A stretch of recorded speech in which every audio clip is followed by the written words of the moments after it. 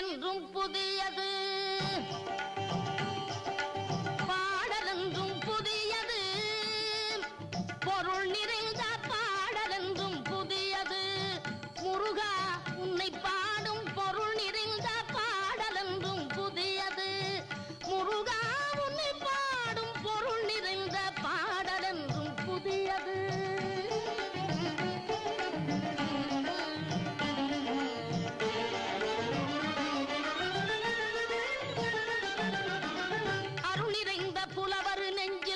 அமுதமென்னும் தமிழ் கொடுத்த பொருள் நிறைந்த பாடல் என்றும் புதியது.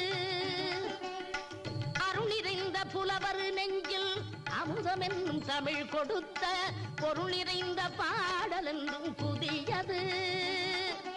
முருகன் என்ற பெயரில் வந்த அழகே என்றும் புதியது. முருகன் என்ற